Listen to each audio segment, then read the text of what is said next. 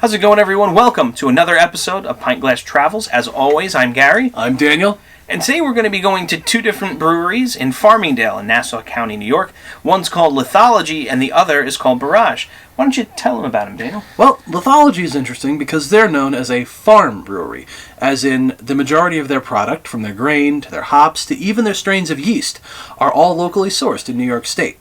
Barrage doesn't really do that, but I found them interesting because looking up their beer menus, I only found one IPA that we'll try today, which is almost unheard of in this modern beer scene. This is an episode we've been looking forward to for a couple of weeks, and we're glad to have you along. Let's head to the car. So, we're here at Farmingdale, Lithology Brewing. This way.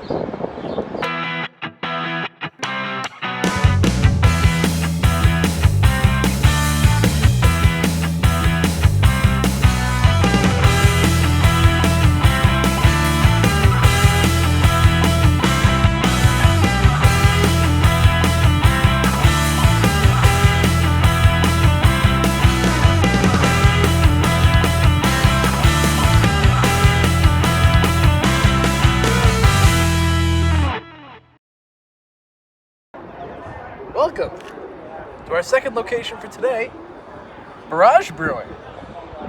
Let's go.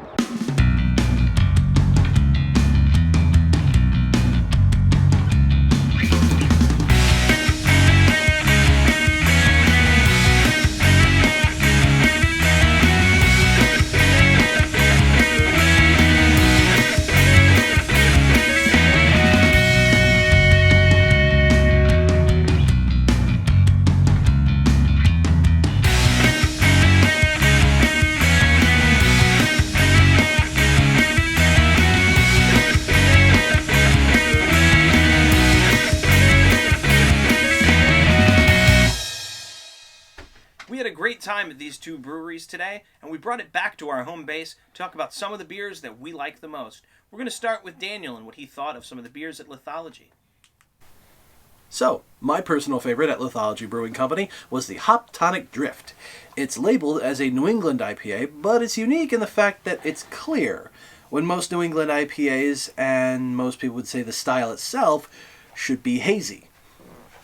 It's kind of a texture difference, I guess, and kind of an aesthetic difference for the most part, but I thought the flavor of it was pretty incredible. It had a very candied sort of feel and taste to it, almost like I was drinking liquid gummy worms. And yeah, I am a huge fan of gummy candies, so that was right up my wheelhouse.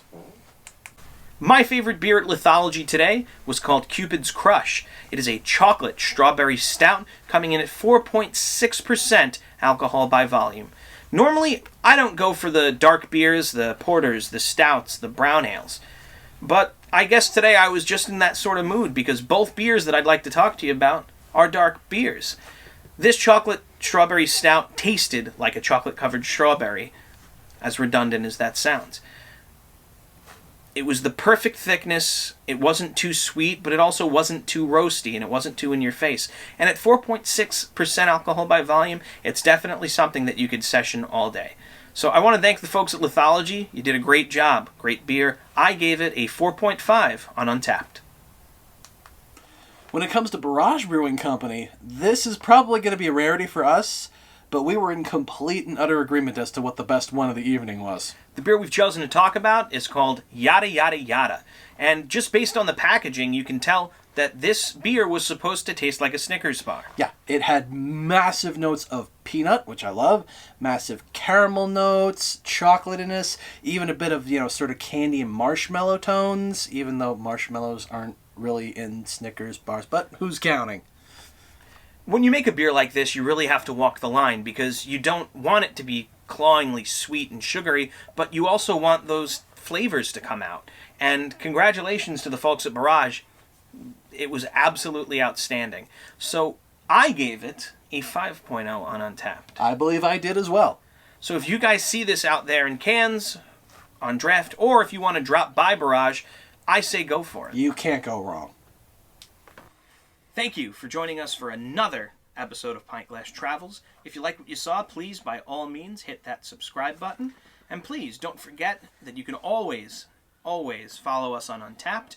I am Pint Glass Gary, and he is Pint Glass Daniel. All right, we're also going to be starting an Instagram at Pint Glass Productions, so feel free to join us there as well.